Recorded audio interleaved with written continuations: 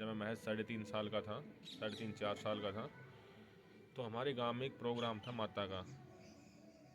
लोगों ने खूब मना की कि भाई जवान मौत हुई है।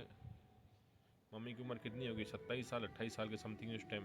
पापा की उम्र ही 30 साल की थी उस टाइम। तो मेरे भाई हमारे घर से मात्र 5 घर छोड़ के मकान थे और उन्होंने पूरी रात सत्संग प्रोग्राम किया था।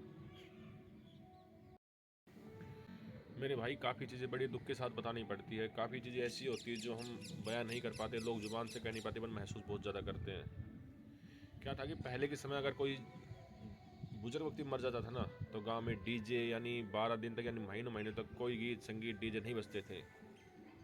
और आज का जो टाइम है ना मेरे भाई, चाहे पड़ोसी के घर में लाश पड़ी हो, पड़ोसी अपने घर का अगर प्रोग्राम मना रहा है ना तो डीजे से मनाएगा। उसको ये दुख नहीं होगा कि अगर तुम्हारे पड़ोस में क्या हो रखा है, कोई जवान मरा है, बुजुर्ग मरा है, नहीं, कोई मतलब नहीं है मेरे भाई। लोगों को सिर्फ अपने तक मतलब रह गया है, सिर्फ अपना एंजॉय होना चाहिए, दुनिया गई बाढ़ में। ऐसी काफ़ी घटनाएं हमारे सामने आई है, हमने अपनी आंखों से देखा भी है, महसूस भी किया है। अपन क्या करें, जब गांव के बड़े लोग ही कुछ नहीं कर पाते तो नौजवान क्या करेंगे। नौजवान अगर कुछ बोल देना तो बूढ़े बोलते हैं, बड़े बोलते हैं कि भाई फलाने के छोरे के ज़्यादा पैर निकल गए। काफ़ी घटनाएं ऐसी घट रही है जो दिल पे लगती है, बुरा लगता है, अपन कुछ कर नहीं पाते क्योंकि मजबूरी में हाथ बंधे होते हैं मेरे भाई।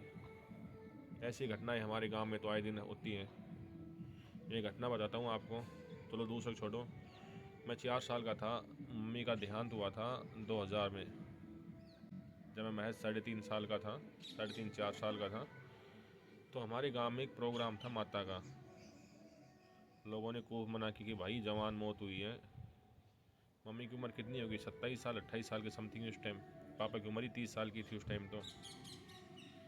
तो मेरे भाई हमारे घर से मात्र 5 घर छोड़ के मकान थे और उन्होंने पूरी रात सत्संग प्रोग्राम किया था।